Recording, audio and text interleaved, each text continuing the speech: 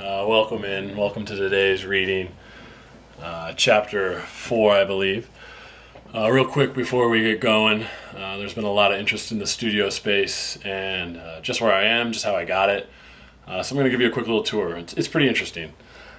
It was really odd. I went to college in broadcasting and we didn't have a bed in there in our studio, nor any paintings or little trinkets to the corner, art on the wall. It was all pretty bare bones, but for whatever reason, when I got this space, it came, hamper, shoes, dirty clothes, all that stuff. The tripod's pretty interesting too. It's actually a stack of books, and my teleprompter is a Mac. So a little different here, but all in all, the space works, and I don't pay too much for it. So here we go. Panama City was founded in 1519 under the auspices of a Spanish governor named Pedro Arias, and utilized at first for war preparations against what is now Peru.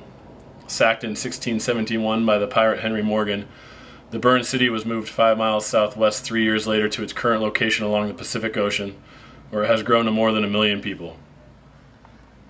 Much of the city's financial success, and the country's for that matter, has come due to its geography, or in some cases, lack thereof. The idea of the Panama Canal percolated through most of the 19th century until 1880, when the French tried, failed, and lost 20,000 workers in the process. Next up were the Americans, who under the stern leadership of President Theodore Roosevelt commenced building in 1904 and completed the canal in 1914. In total, the canal stretches 48 miles, with much of the northern half occupying Lake Gatun. When finally completed, total deaths from the building effort totaled more than 27,000, many of these caused by malaria and yellow fever. The canal has also been a hotbed for social strife. Just to begin construction on the American effort, Roosevelt did quite a bit of politicking along with flexing the American Navy muscle to persuade the then in control Colombian officials to concede the land, and eventually recognize Panama as a separate state. When finished, the canal was in American control, much to the local population's chagrin, until Jimmy Carter, amidst animosity, student protests, and the death of both Panamanian citizens and U.S. soldiers, signed the Torrijos-Carter Treaties in 1977, initiating a slow takeover of the canal zone by Panama that was fully realized in 1999.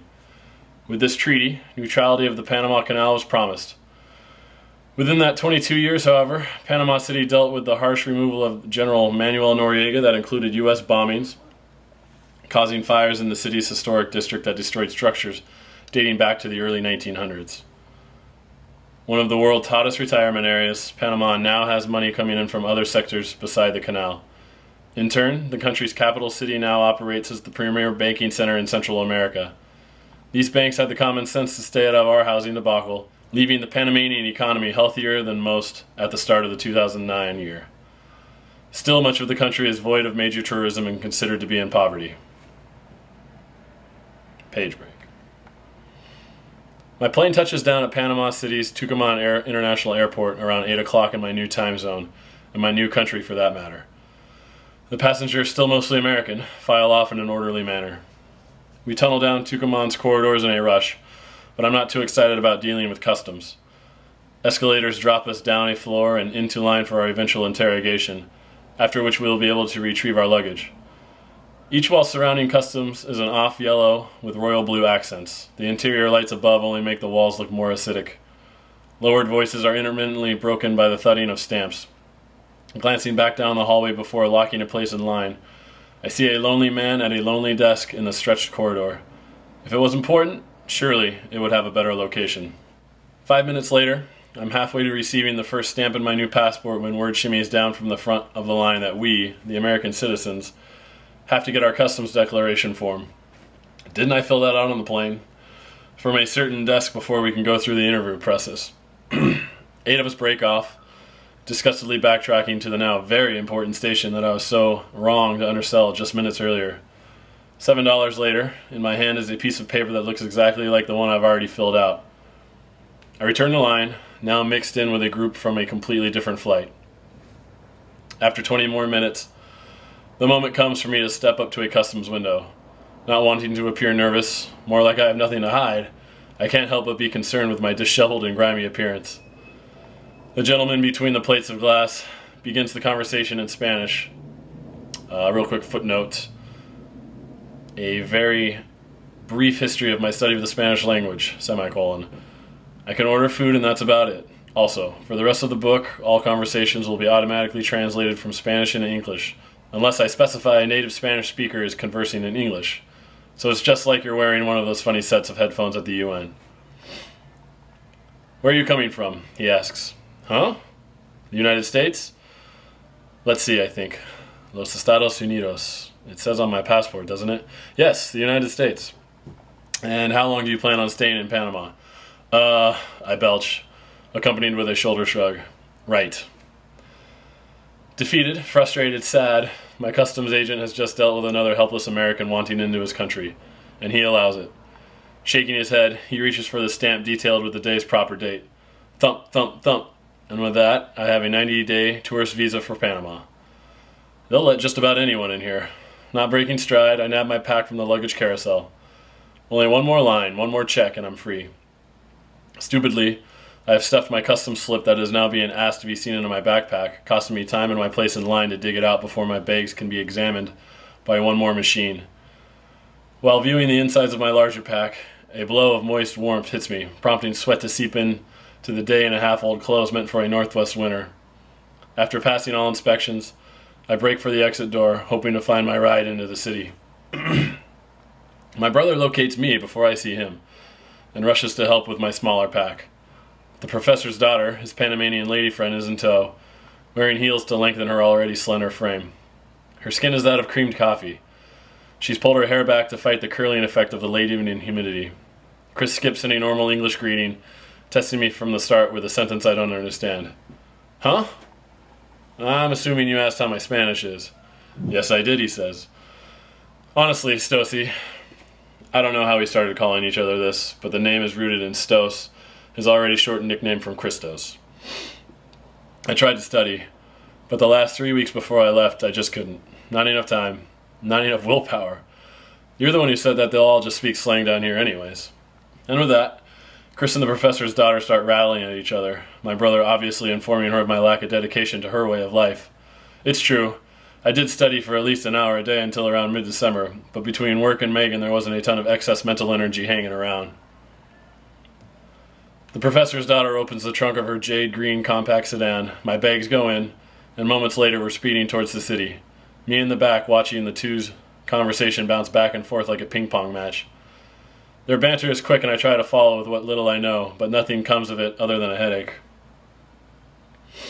During short breaks, my brother asks me questions about the flights and life in Seattle, but quickly returns to argue with the professor's daughter about something. They both agree, however, that I need to know how to tell Panamanian girls that I think we need to spend some time together. They offer 3 different options and the multitudes confuse me, gaining nothing even after the proper repetitions. The professor's daughter drives quickly and recklessly. I'm to find out later that she never went to driving school, bribing officials for her license. And the orange streetlights enter, leave, and then enter the frame of my open window over and over again. Drafts of air whip through the car, somewhat helping my sweaty brow.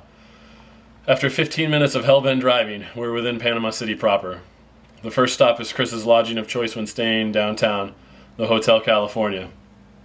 The hallways are darkly lit but blotched pink. Our key can only be obtained by request of room number at the front desk. Palm trees sit outside the window, swaying with the evening breeze.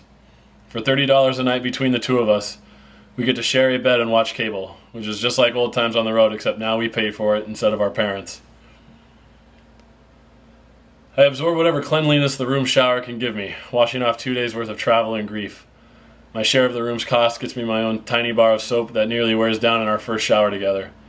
Drying off is a mere exercise as the mugginess of the Panamanian night waits outside the bathroom, along with my brother and the professor's daughter.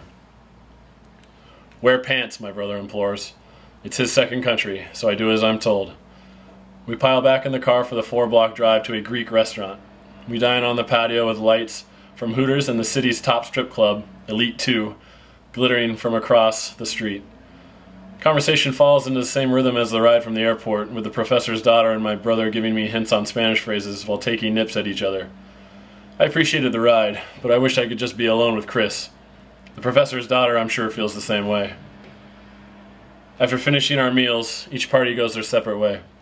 Chris and I settle into a bit of a nighttime reading, letting ESPN Deportes supply the white noise of soccer highlights about our blanched, forest green curtain room. I succumbed to the exhaustion that was my arrival, not lasting long enough to know when Chris finally hits the light. Break.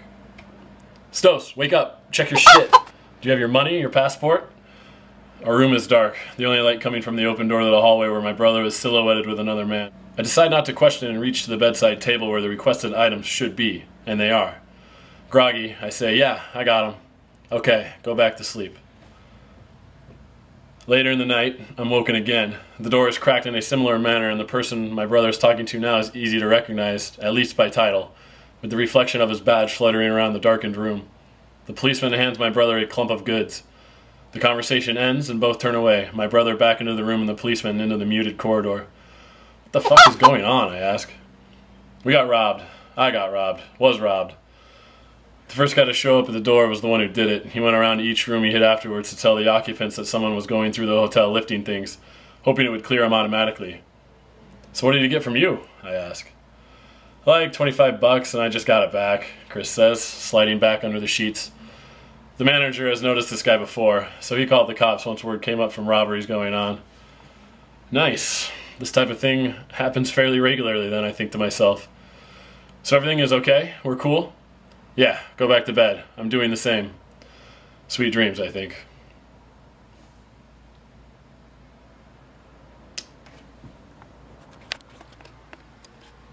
Leaving the Panamanian economy...